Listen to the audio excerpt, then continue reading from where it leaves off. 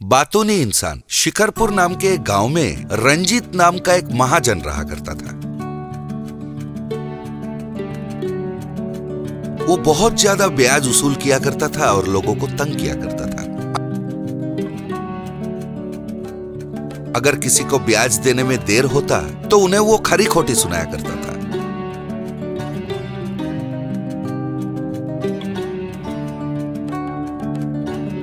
एक दिन उसने किसी से कहा, क्यों भाई युगंधर, मेरी उधारी चुकाने के लिए कितने बार पूछूं? अरे इतने बेशर्म हो गए हो, कपड़े इस्त्री करके तो खूब कमाते हो, ये मुंह और मसूर की डाल, बेशर्म कहीं का, छी छी छी। उसकी बातें सुन के जितेंद्र को बहुत दुख हुआ। वो वहां से चला गया।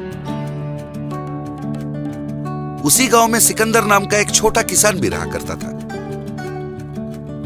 उसने खेतीबाड़ी के काम के लिए रंजीत से कुछ दिन पहले उधारी लिया हुआ था। एक दिन सारे गांव वाले के सामने रंजीत ने कहा, क्यों भाई सिकंदर, कब लिए थे तुम उधार? सिर्फ ब्याज जमा करने से हो जाएगा क्या? असल कब दोगे? भाई खाना वाना खाते हो या घास चबाते हो? छी छी छी। सिकंदर ने कहा, रंजीत जी, सबके सामने इस तरह से बेइज्जत करना ठीक नहीं।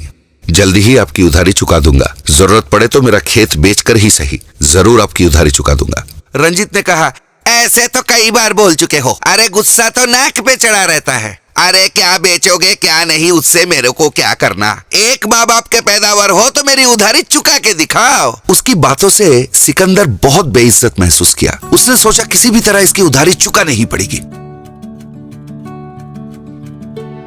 उसने अपनी बीवी के गहने शहर के सेठ चमनलाल के पास उधारी रखा और उससे कहा, सेठ जी, जल्द ही मेरी बीवी के गहने में छुड़ा लूंगा। आपने मेरी मदद की, धन्यवाद। पैसे लेके गांव वापस जाने के लिए बस के पास वो आ ही रहा था।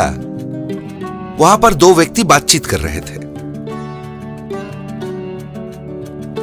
इस बस में चोरी करने का यह सबसे बढ़िया मौका है। हमें सुनसान जगह ढूंढना चाहिए और हमला करना चाहिए। दूसरे ने कहा, मैं तो चोरी चकारी छोड़ने का सोच रहा हूँ। आज जो पैसे मिलेंगे उससे मेरी बेटी की शादी करवा दूंगा। उसके बाद कोई कूली का काम कर लूंगा। ऊपर वाले की दया हुई तो फिर से चोरी करने की जरूरत ही नहीं पड़ेगी। इस तरह से बातचीत करते हुए वो दोनों वहां से चले गए। कुछ देर बाद बस गांव की ओर निकल पड़ा।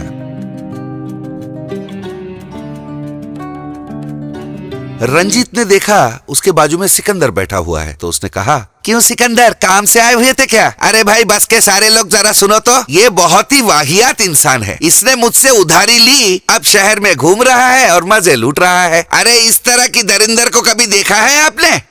उसकी बातें सुनकर सारे बस के लोग अवाक हो गए।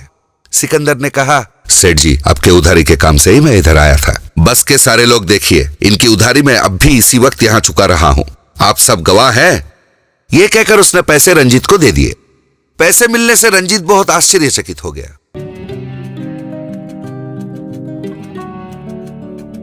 इतने में रास्ते पे बड़े बड़े पत्थर पड़े थे तो बस रुक गया।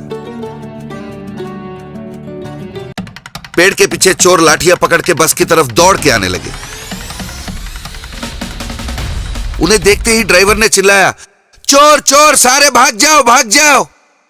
चोरों ने पूरा बस को घेर लिया। एक चोर ने कहा, भला चाहते हो तो बताओ सबके पास कितने कितने पैसे हैं, नहीं तो मार डालेंगे सबको। किसी ने कहा, साहब वो रंजीत के पास बहुत पैसे हैं, बाकियों पे कृपा कीजिए और जाने दीजिए। चोरों ने रंजीत से पैसे छीन लिए और वहां से चले गए।